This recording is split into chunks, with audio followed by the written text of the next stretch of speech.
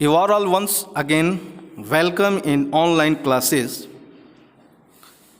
चूँकि टाइम को लेके बीच में ही मुझे उसको कट करना पड़ा और जल्दीबाजी में जो मैंने एक रिपोर्ट जो आपको बताया था फॉरेस्ट के बारे में वो थोड़ा सा गलत हो गया, तो फिर से मैं इसको आपको आगे बढ़ा रहा हूँ कि दोनों सर्वे के हिसाब से, रिपोर्ट के हिसाब से क्या क्या चेंजेस आए हैं उसको आपको ध्यान से देना है।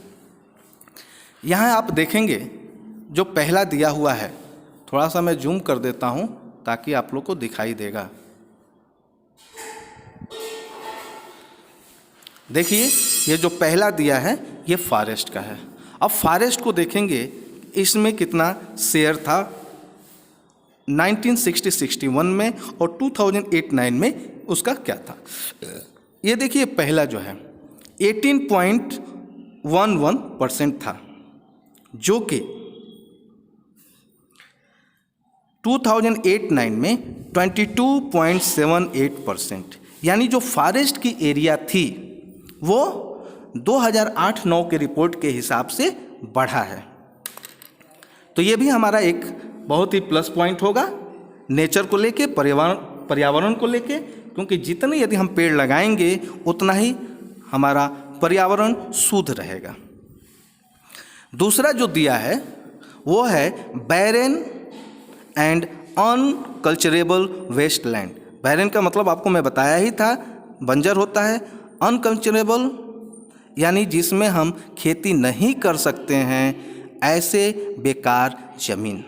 ठीक, तो इसका प्रतिशत जो था 1960-61 में 12.01% था, जो कि 2008-9 में आके वो 8.61 हो गया।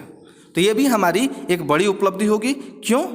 क्योंकि उस समय जो बंजर और बेकार की खेतें जिसमें हम कुछ कृषि वगैरह का कार्य नहीं कर सकते थे, वह 12.01% था, जो घट के 8.61%, यानी उस खेत को बनाया गया होगा।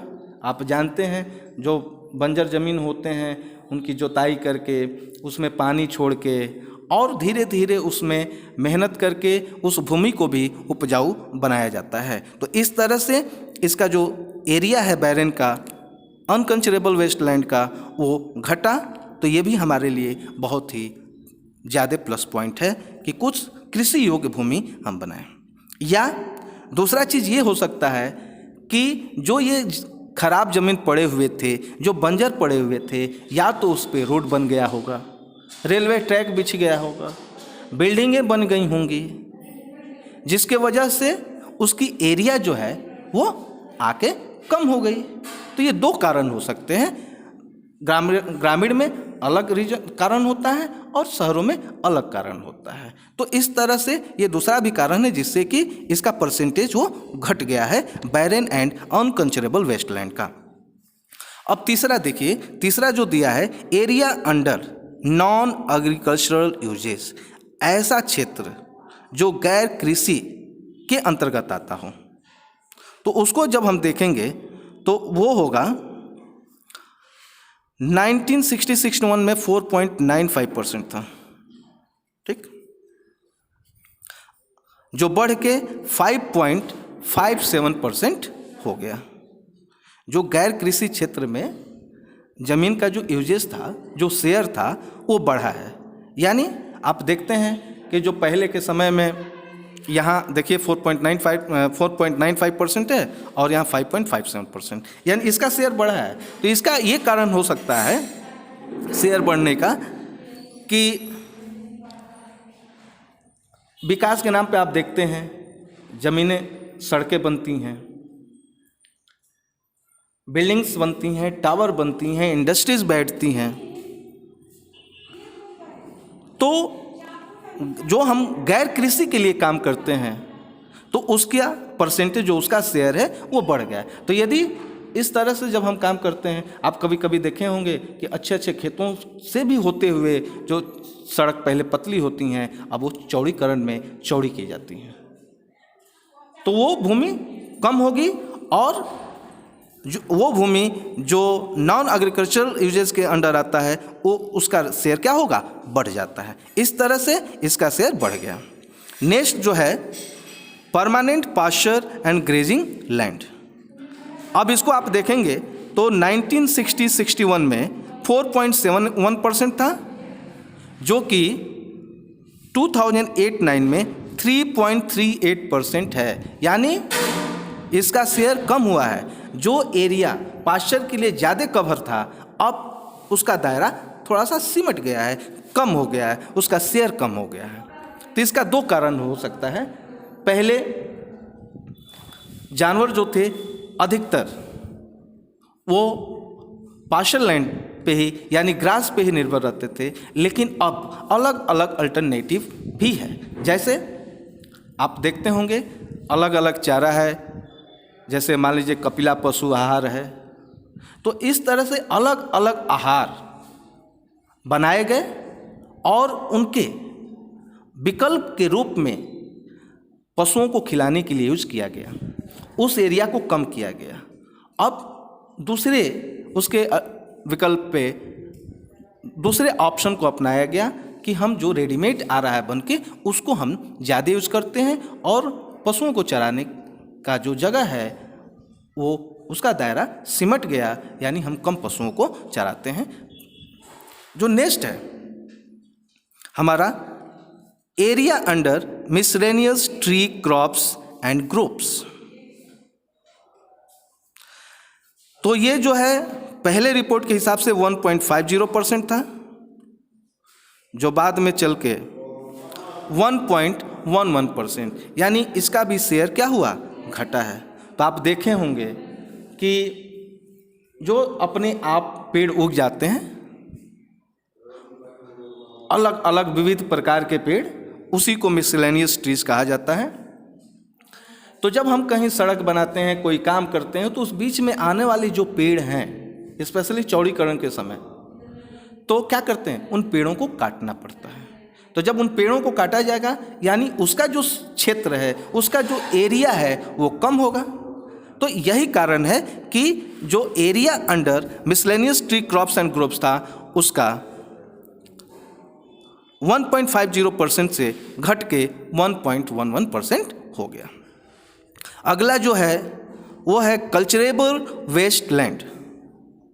कल्चरेबल वेस्ट लैंड का मतलब जिसमें कृषि तो की जा सकती है लेकिन उसको हमने खाली छोड़ा हुआ है, बेकार छोड़ा हुआ है। तो उसका जो था 6.23% पहले रिपोर्ट के अनुसार और दूसरे रिपोर्ट के हिसाब से क्या था, 4.17%। आप देख रहे हैं, यानी जो ज़मीनें जिसमें हम कृषि कर सकते थे लेकिन उसको बेकार छोड़े थे, तो उसका शेयर पहले रिपोर्ट में ज़्यादा है। देख रहे हैं ना, उसका शेयर पहले रिपोर्ट में ज़्यादा है, 6.23% है। लेकिन दूसरे रिपोर्ट में आप देखेंगे, देखिए यहाँ पहले रिपोर्ट में ज़्यादा है और दूसरे रिपोर्ट में इसका शेयर कम हुआ है, 4.17% हुआ है। यानी जिस ज़मीनों को हम बेकार छोड़े थे आज उसको हम कृषि में यूज कर रहे हैं। कृषि का जो एरिया है, कृषि करने योग्य खेती का, वो बढ़ गया है। अब नेक्स्ट जो है फैलो अदर देन करेंट फैलो। तो इसका देखिए, आप देखेंगे कि पहले रिपोर्ट में इसका था 3.50, क्या था 3.50, जो कि ये घट के हो गया है 3.37। तो अदर जो करंट फैलो के अलावा जो दूसरा फैलो जमीन था, प्रति जमीन थी, उसका क्या था, ऐसे खेत, ऐसा जमीन का टुकड़ा जिसको हम 1 से 5 साल से अधिक के लिए बेकार ही छोड़ दिए थे, जिसमें हम खेती कर सकते थे, वो क्या होता है, फैलो अदर देन करेंट फैलो। और करेंट फैलो का मतलब क्या होता है, जो 1 साल या 1 साल से अधिक समय के लिए उसको हम खाली छोड़ देते हैं। तो इसको भी आप देखेंगे तो इसमें भी गिरावट आया है। ये 3.50% था, इसमें 3.37%। यानी इसका मतलब ये हुआ कि इसमें गिरावट आया है, उसका हमने कृषि में यूज किया हो या अन्य चीज़ों में यूज किया हो, उसको हमने बढ़ाया है। जो नेक्स्ट है करंट फैलो, तो करंट फैलो का आप देखेंगे पहले रिपोर्ट के हिसाब से 3.73% था, जो कि नेक्स्ट रिपोर्ट में 4.76% है। यानी ऐसे ज़मीन जिनको हम 1 साल या 1 साल से अधिक के लिए बेकार छोड़े हैं, उसका शेयर बढ़ा है। तो ये हमारे लिए शुभ संकेत नहीं है, क्योंकि जो उपजाऊ भूमि है जिसमें हम कृषि कर सकते हैं, तो उसमें हमको खेती करना चाहिए, जिससे कि हमारा प्रोडक्शन है क्रॉप्स का वो बढ़े। क्योंकि यदि प्रोडक्शन बढ़ेगा तो फिर हमारा इनकम बढ़ेगा, हमारा बढ़ेगा मीन्स देश का इनकम बढ़ेगा, जीडीपी बढ़ेगी। इसलिए हमें ज़मीन को बेकार नहीं करना चाहिए। ये थोड़ा सा हमारे लिए सही नहीं है। जो नेक्स्ट है net sown area. Net sown area के बारे में मैं आपको बताया था, फील्ड ज़मीन लैंड का ऐसा एरिया, ऐसा प्लॉट जिसमें हम 1 साल में केवल एक ही बार खेती करते हैं। तो उसका देखिए पहले रिपोर्ट के हिसाब से था 45.26%, जबकि दूसरी रिपोर्ट जो 2008-9 में है वो है 46.24%, यानी घटा है। तो ये हमारे लिए शुभ संकेत है। क्यों? क्योंकि हम केवल 1 साल में जिस प्लाट में हम एक ही फसल उगाते थे, अब उसको हम कम करके ऐसा प्लाट बना दिए, ग्रॉस क्रॉप्ड एरिया बना दिए, जिसमें हम 1 साल में ही 1 से अधिक फसल उगाते हैं। तो ये हमारे लिए शुभ संकेत है। इस वीडियो में बस इतना ही। अगले वीडियो में मैं नया टॉपिक लेके आऊँगा, land degradation and conservation measures. तब तक के लिए धन्यवाद।